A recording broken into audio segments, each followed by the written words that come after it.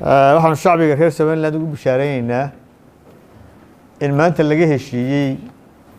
arrimihii doorashada la isku hayay oo ay ugu muhiimsanayd tabashadii ahayd in komishanka xubnihiisa la kordhiyo taasoo saddexda xisbi isku waafaqeen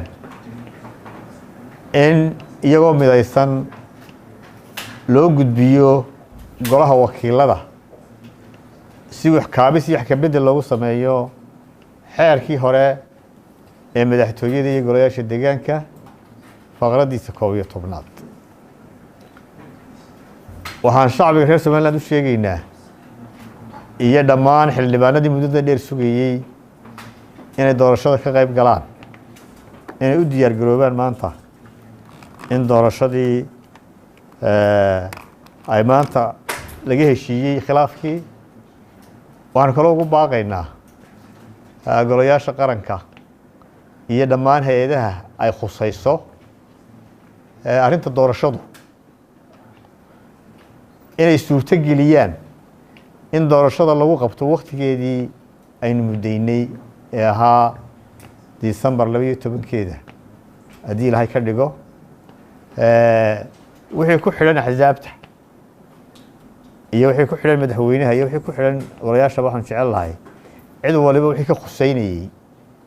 inay arrintaas dedejiyaan oo ay dhammaystiraan waxaan kaloo qodobka labaad ugu gudbayo arrintaas waxa weeyaan maanta arrinta nabadgelyadu Somaliland muhiim bay u tahay astaanta Somaliland kaga duwaneyd Soomaaliinta kale waxa ahayd nabad marka nabaddu waxaan doonaynaa inaanu ka wada shaqeyno gaar ahaan gobolka Sanaag oo maalmihii ugu dambeeyay dadka shacbiga iyo ciidanka qaranka iyo dad reer Somaliland oo iyaguna hubaysanima ay isku hor joogeen waxaan ugu baaqaynaa marka hore in nabadgelyada mas'uuliyaddeedu cid walba saaran tahay dhammaanteedna xilkaasi inay wada saaran yahay kana wada shaqeyno si aynu arrintaana u soo afjari lahayn nabadana u adkaysan lahayn una xoojin lahayn kalsooni buuxaan ku qabaa shacbiga reer Somaliland inay ka go'an tahay in nabadooda ilaashadaan السلام عليكم ورحمة الله وبركاته. waxaan kala u mahadnaqayaa waftiga inooga yimi caalamka international community-ga bulshada caalamka ambassador Michael Nicholas oo aad iyo aad iska saaray muddadii yaruu joogay iska saaray magaalada xil weyn arrintan inay noo dhamaato dhacdadani 10 sano horteed bay dhacday 2009 halkan 6 qodob ku kala seexanay madaxweynaha hore Riyaale iyo qolada hadda dawladda ah markaa mucaarad ahayd kulmiye insha Allah waxaan jecelahay dhacdan ka dib inuu soo noqon jecelahay insha Allah taala oo ka faa'iideysana had iyo goor qaladaadka hore aan ka faa'iideysana way maanta waxa weeye laba arrimood oo laba tiir ay Soomaaliland ku taagneed oo midnaha domination-ka aan ku noqonay iyo nabadgelyada Ilaahay subhanahu wa ta'ala Ilaahay baa mahad leh adduunka maanta kuba yar caalam islaam ku yar Soomaalina waddankii Soomaaliya sharkana ku yar Ilaahay nagu mataysay labadaba maanta insha Allah ta'ala waxaan jecelahay meel fiican mariyaan maalmaha khayr qaba Ilaahay ku dhaartay tamaam cisho soo socda insha Allah ta'ala inay arrinta caarana iyo guriga naga dhamaan doontaan arrintaasna maanta dhacdada saaka dhacday waa under control waxaan aad ugu mahadceliyay ciidankeena iyo madaxweynaha iyo odayaasha ka shaqeynaya oo intuba ay nabad leeyihiin korneelka ama generaalkana waxaan leenahay inuu nabadda qaataa weeye odayaasha ogolaada weeye aanu khalkhal gelin gobolka oo gobolkii u horeeyay Soomaaliland nabadda qaatay 1992 afarta beelad ku heshiiyeen وقبلك وقلت هالجسن سوماليلاند خيراتك يالو تاسو waxaan jecel dhamaato tanna waxa weeye in sha Allah taala doorashadii waxaan qabanay waqtigeedii cid Allah cidii ay saameysay ku saameyn ku leedahay ugu horeysa xubnaha wakiiladu waa inay arrinta ku dedejiyaan wakiiladu waxay ka wakiil yihiin oo ku shaqeynayaan party line-ka asxaabta waxay asxaabtu isku raacda weeye isku raacaan weeye in sha Allah taala waxaan jecelahay inaanu shirgudoonka wakiilada waxaan leenahay xil gaar iska saara cid kasta waa u faa'iido inay Soomaaliland u noqoto doorasho gasho cid khasaaro ku qabaysa ma jirto dal iyo dad ba insha Allah waa inuu faa'iido waxaan jecelahay inaan madaxweynaha aad iyo aad baan ugu mahadnaqinaa maanta aad iyo aad buu markii shanaad wada fariisanay aad buu u fiicnantaas iyo wada tashiga insha Allah inuu ku sii wadaan jecelahay talada u baahan talada kuma u baahna inaga talada u baahan wada jir baa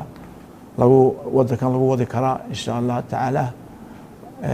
jaanisyo fiican bay noo jira dabeel waxay jirtaa xagga Soomaaliland markii horeysay adduunka media laga sheekeynaya Soomaaliland wanaageeda iyo xaq u leedahay in la ictiraafo marka waxay tan baa inoo noqon safurihii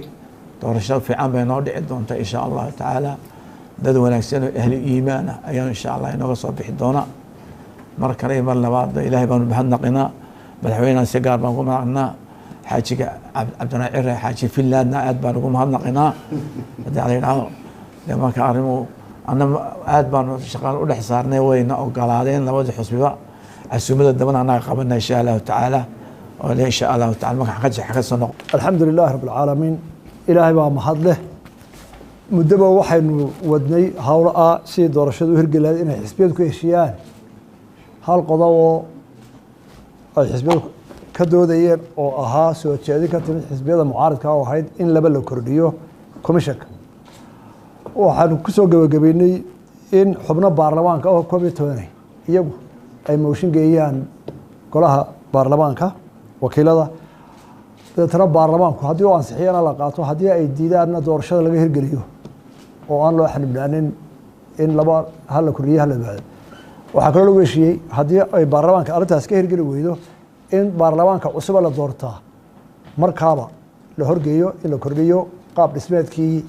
komishanka iyo hawlihiisa wax looga bedelay alxamdulillaah waa uga mahadnaqay xisbiyada mucaaradka inay taa aqbaleen in arrintaas soo fudeydiyeen aad iyo aad baan ugu mahadnaqaynaa waxaan codsanayaa dhammaan qaranka cidda ay ka khusaysaa intii ka khusaysaa inay soo fudaydiso si doorasho loo heli lahaa hay-adaha dowladda ee ku shaqada leh hawsha dhinacyo badan iyagana waxaan farayaa in ay fududeeyaan oo ay xoogga saaraan si doorashada waqtigeeda ugu qabsoomi lahayd waqti waa yar yahay laakiin wixii rag ku tashada rabbina gargaara waa la helaa waa la qaban karaa waan qabaa haddaynu aad dadaallo waa waxaynu ka midoobin waxaa intaa dheer arrinta maanta ka taagan dhibaatada ka taagan shaqaaqada ka taagan sanaag way dhammaan doontaa sidaa hore u sheegay haddii alla yidhaahdo nabad baanay ku dhammaanaysaa wax waliba waqti buu leeyahy waxaa la idhahdaa midhaha geedku markay bislaadaan iyagaa soo dhaca iyadoo cidina soo goyn dadkana nabadda waqti baa la siiyaa qof walba waa la dhegeystaa waqti bay qaadataa way daal badan tahay laakiin taladu marka dambe iyadoo fiican oo bislaata bay soo go'i doontaa waanay dhowdahay haddii aan la idhaahdo wax warwaraho weyn oo halkaa ka jiraa ma jiro waa lagu dhan yahay odayaal iyo dowlad iyo ciidan waa laga midaysan yahay in arrintaa nabadda ay ku dhammaato nagu xukumad ahaan waxaanu diyaar u nahay oonu wadaynaa annagoo sharciga dalkana aan ku xadgudbayn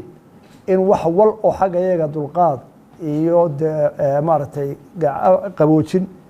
iyo gacan walaaltinimo ah inaanu u fidino u dulqaadanno annagu inta badan dabcino wixii nadhaana dulqaadanno keliya wixii sharciga aan la dhaafi karayn mooyaane waxayna tahay waa arrin fudud meel gaabma ay marsaa meel dhow iyaduna insha allah way noo dhammaan doontaa saaka waxoogay barbay xiisadu kacday ilaahay mahadii way degan tahay imaka saacadda arrin arrintu way degan tahay odayaashii taliyaashii ciidamada barasaabkii halkii bay ka wadaan waxay ku soo noqotay arrintii nabadii waa hadalka taasina waa ilaahay mahadii waxaan u mahadnaqayaa ambasadarka EU-da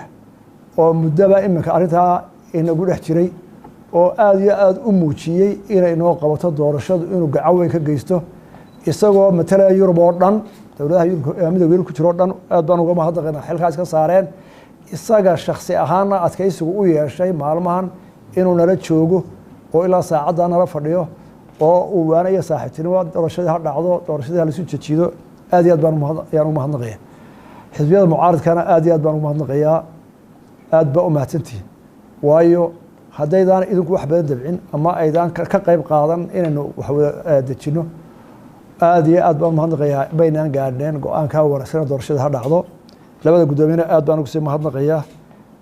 dee cirana waxaa leeyahay cabdiraxmaan haddaad ber horena iman lahayd ber horena ducayn lahayd intaa waqtigeeda reer qaaday aad iyo aad baad mahadsan mardaa timid aad iyo aad baa mahadsantihiin wasalaamu calaykum waraxmat ullahi wabarakaatu